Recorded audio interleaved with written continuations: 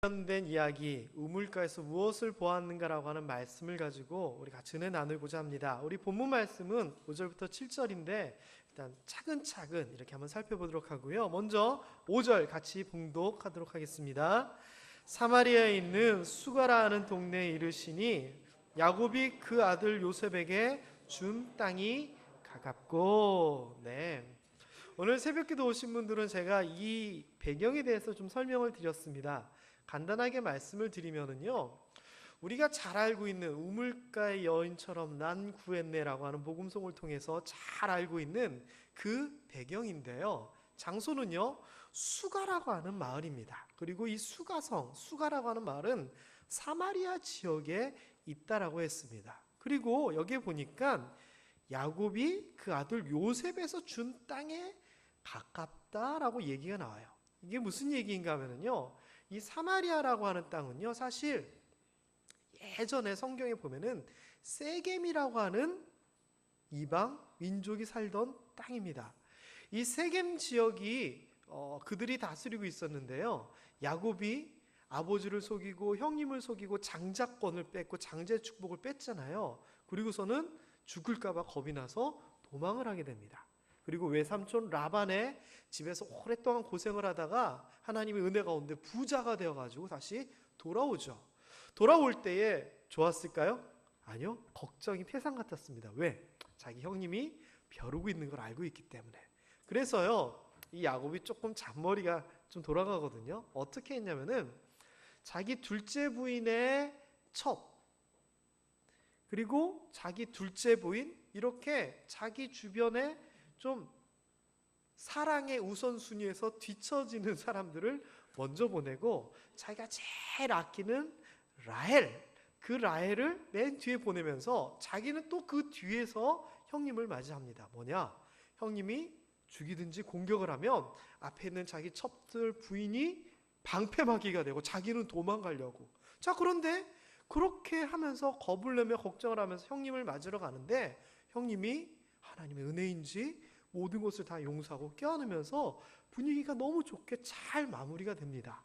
자, 그렇게 마무리가 되고 나서요, 이 야곱이 그 세겜 지역에서 그 지역 족장에게 거금을 주고 땅을 사게 됩니다. 그리고 그 땅을 나중에 자기가 제일 아끼던 아들 중에 한 명인 요셉에게 주게 되죠. 자, 그런데 이 야곱이 샀던 이 세겜 지역 땅에 야곱이 우물을 팠더랬습니다. 근데 그 우물이요, 중동 지역에서는 우물이 굉장히 귀하고 요즘으로 치면 제가 유전 같다라고 한번 표현을 썼는데요, 그 우물이 얼마나 물이 잘 나오는지 그 예전에 1000년도 넘게 전에 야곱 시대에 판 우물이 이때에도 남아 있었다라고 하는 겁니다.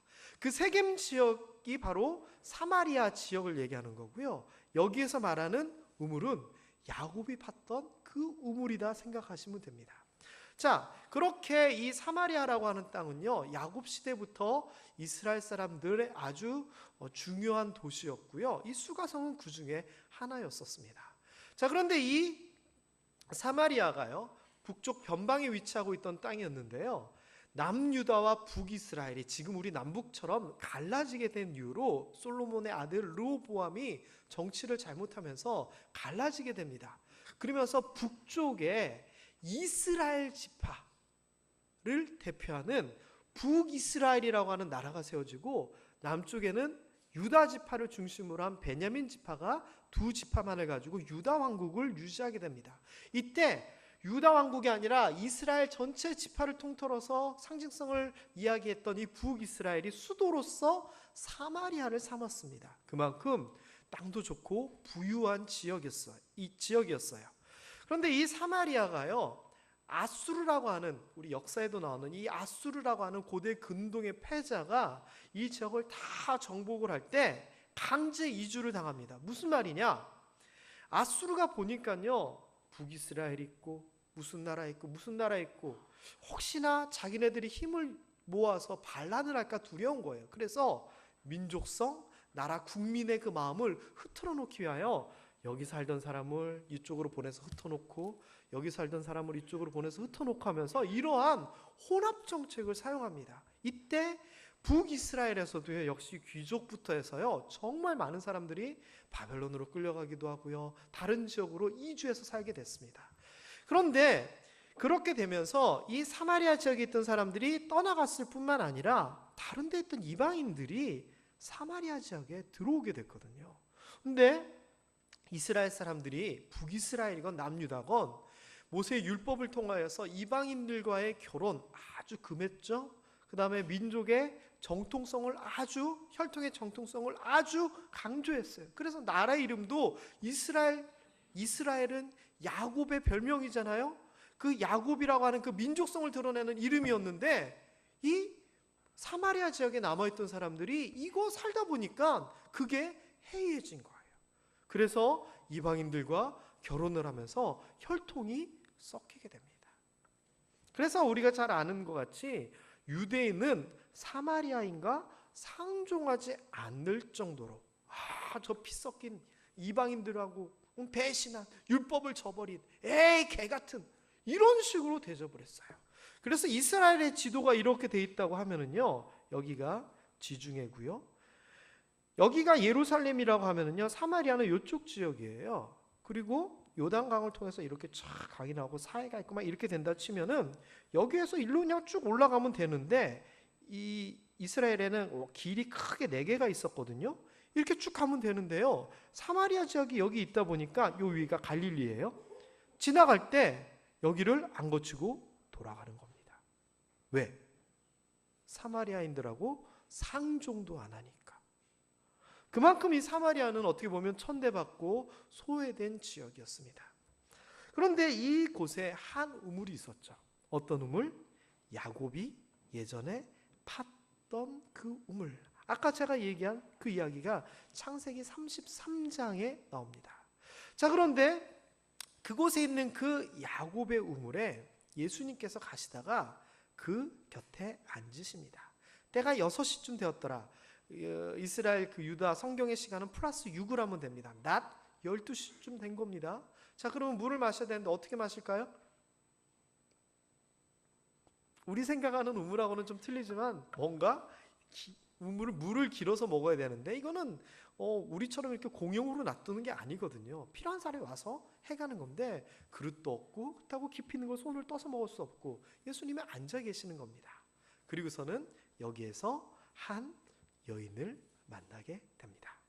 자, 여러분, 우물가에서 이 만남은요, 그냥 단순하게 예수님이 한 여인을 만나서 복음을 전해서 그가 예수님을 구주로 고백했다, 이 정도 수준이 아니라요, 인간과 하나님과의 만남을 정말 상징하고 있는 아주 대표적인 만남입니다. 왜냐하면요, 그 여인이 처음에 우물가에 와서 한 사람을 만났을 때 그 예수 그리스도를 처음 봤을 때의 그 시각, 그 관점과 나중에 예수 그리스도께서 그리스도임을 깨닫게 되고 난 그 이후의 관점은 너무나 다르기 때문입니다.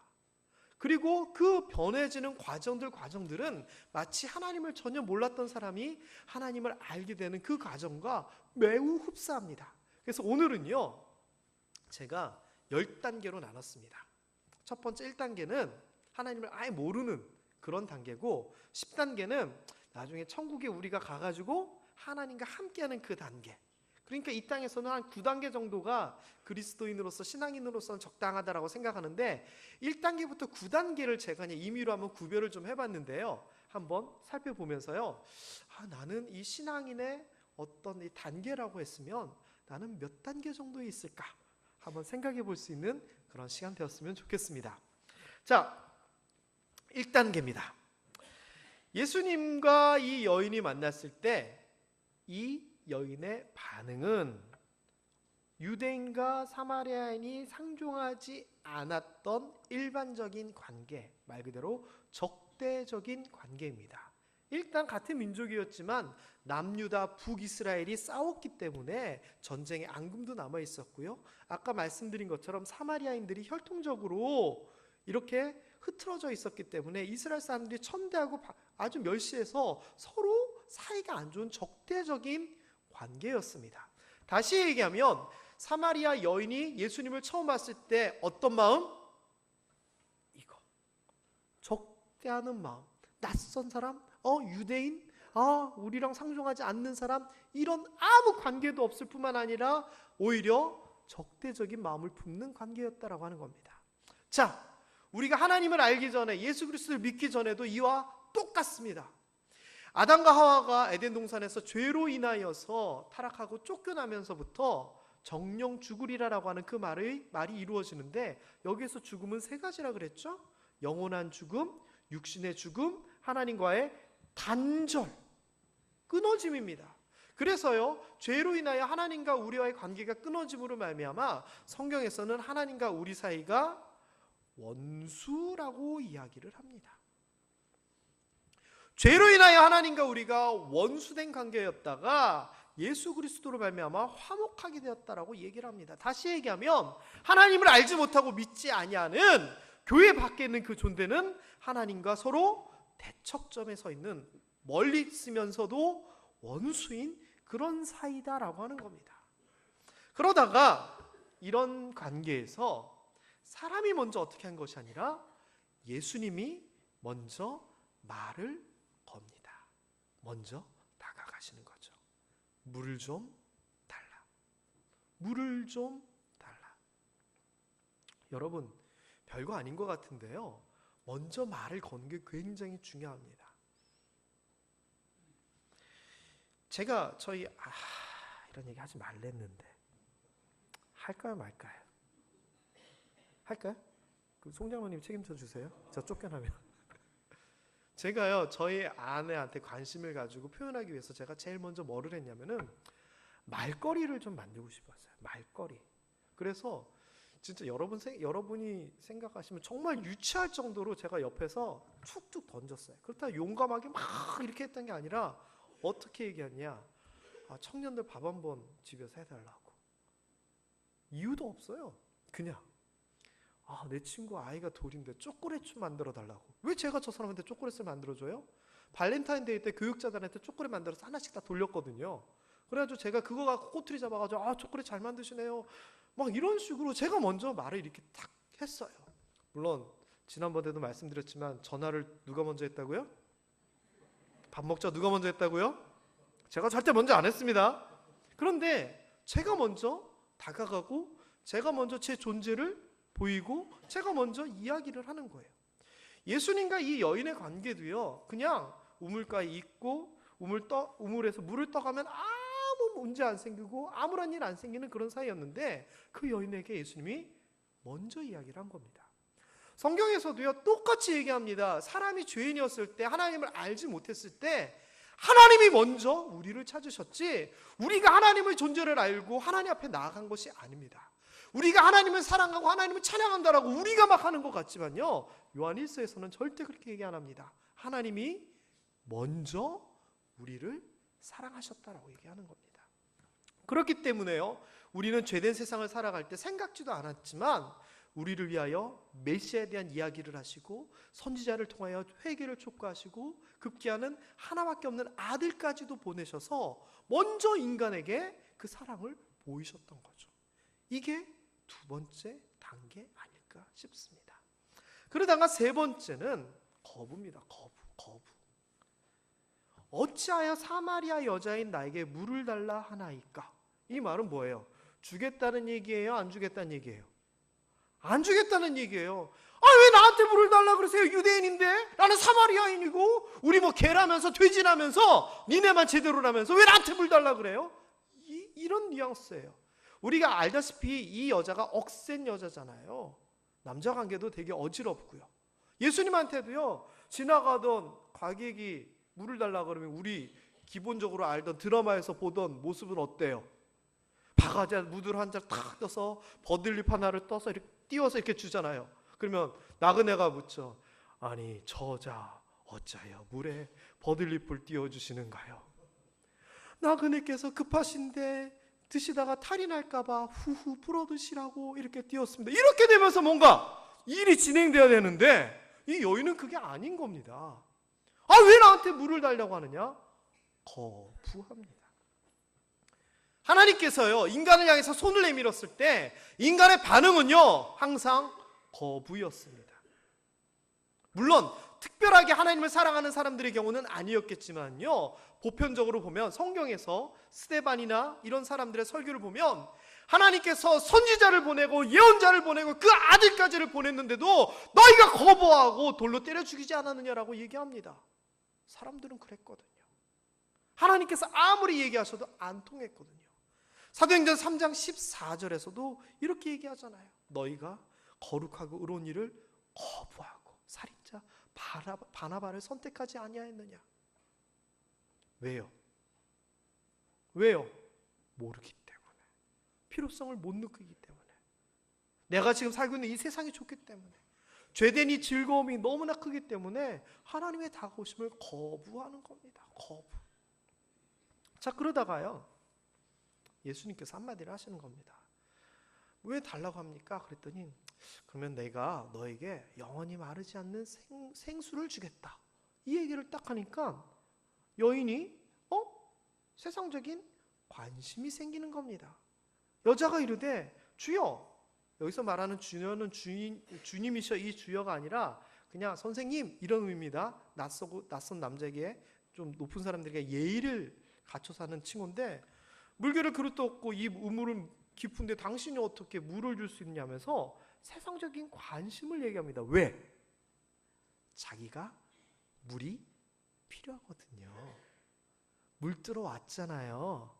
그런데 낮 12시에 사람들 눈 피해가지고 맨날 손가락질 받으니까 저 여자는 뭐 남자가 어떻고 그거 피해가지고 한낮에 물 길러 왔는데 이 남자가 뜬금없이 생수 얘기를 하는 겁니다. 이제 귀가 솔깃하는 거예요.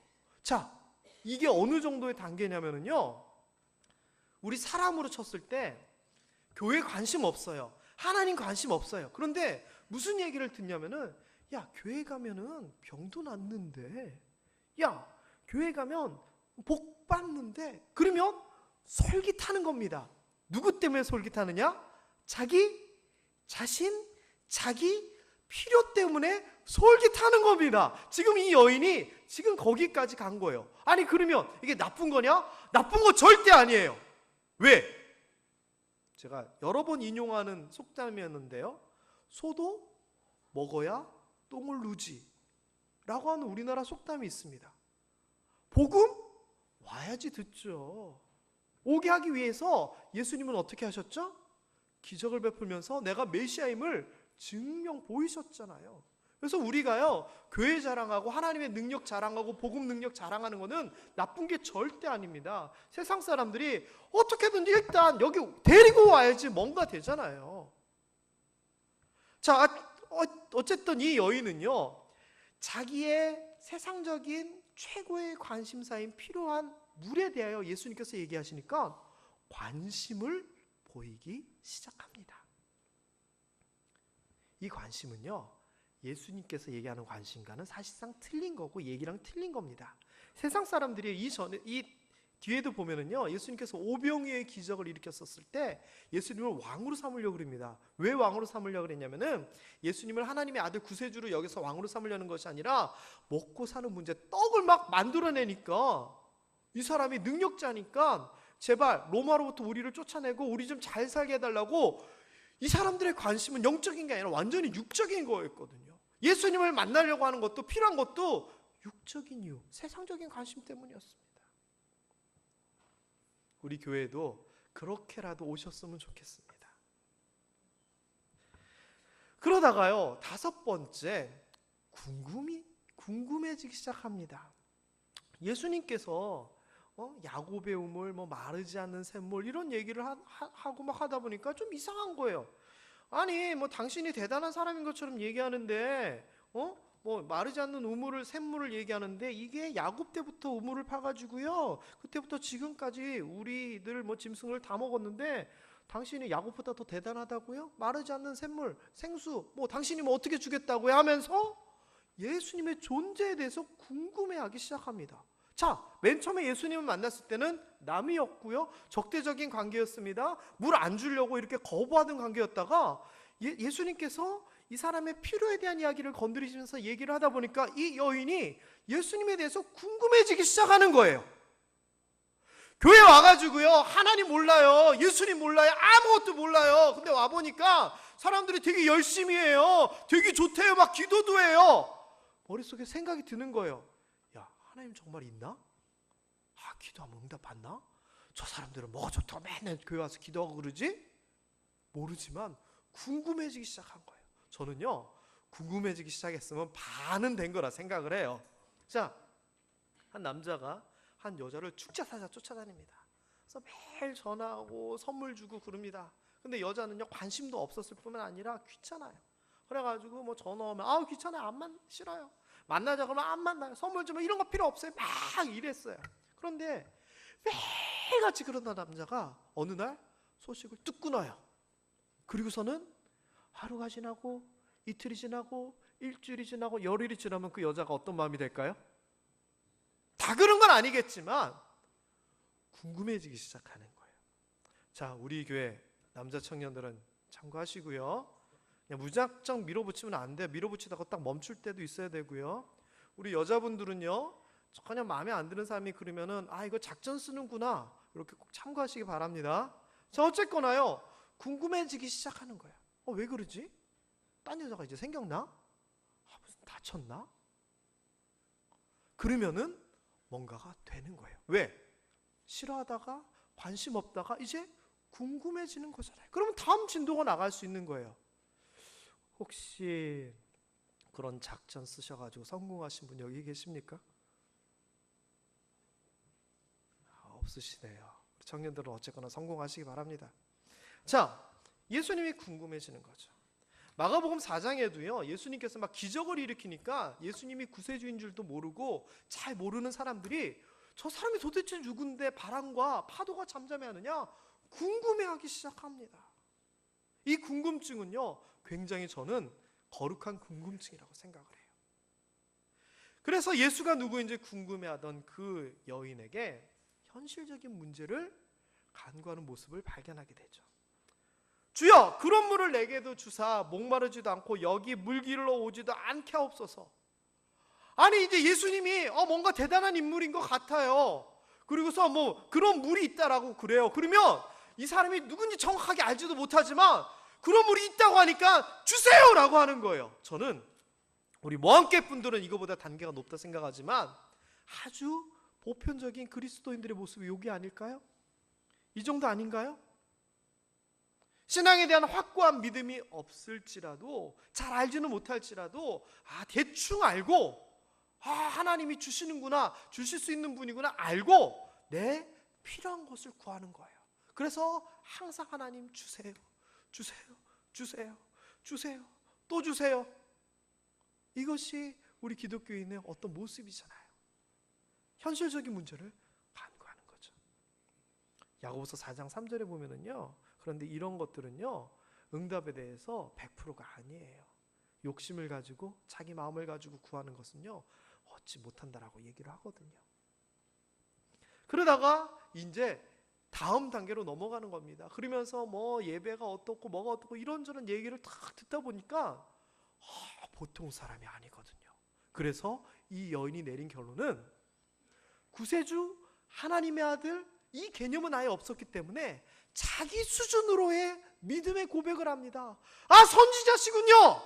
여기서 말하는 선지자라고 하는 개념은요, 엘리야, 엘리사 이런 정도의 급을 얘기를 하는 거예요. 막 마르지 않는 물도 이렇게 준다 그러지, 막 굉장한 이야기도 하지, 막 하나님에 대해서도 잘 알지. 그러니까 자기 수준의 믿음의 고백을 하는 겁니다. 이거는요, 아무것도 모르고 달라는 것보다 훨씬 낫는 겁니다. 왜냐?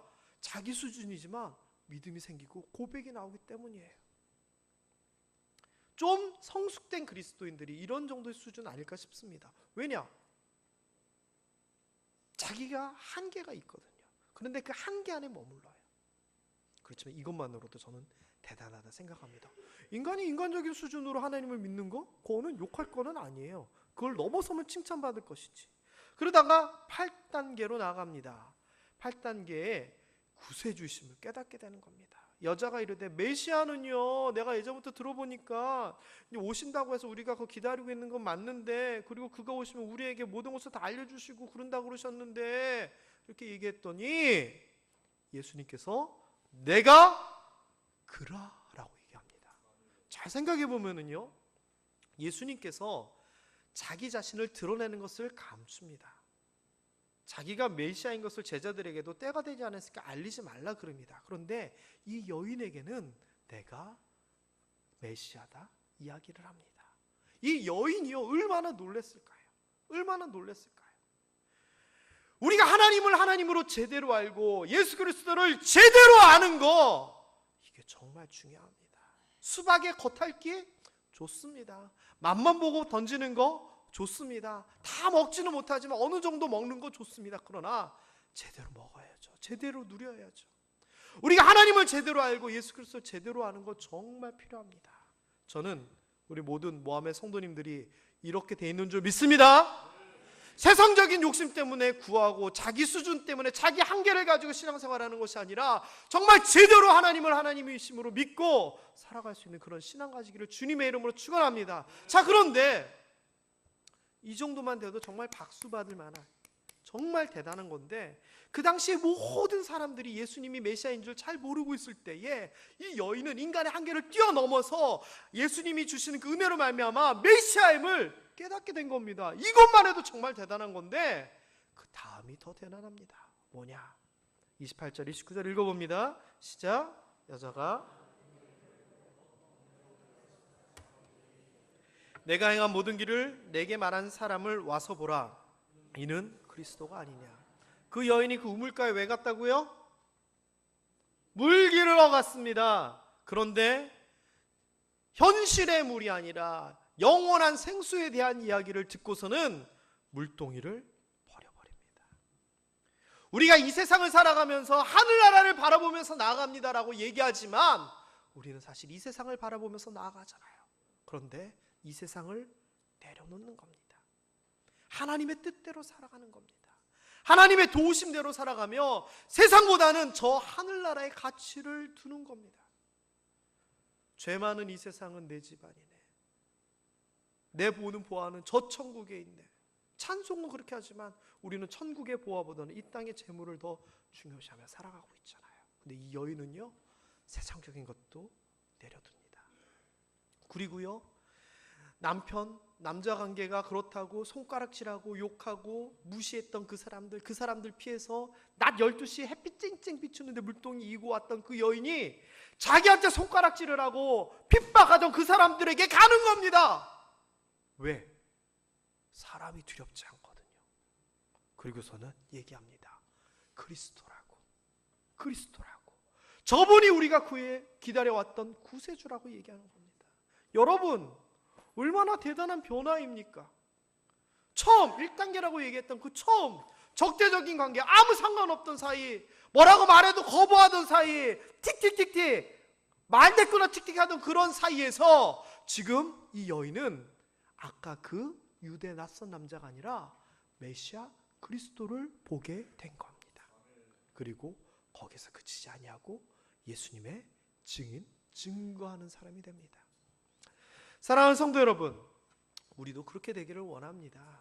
그저 예수님 옆에 있는 정도가 아니라 예수님에 붙어 있고 예수님 안에 들어가 있는 정말 제대로 된 신앙생활을 하기를 원합니다.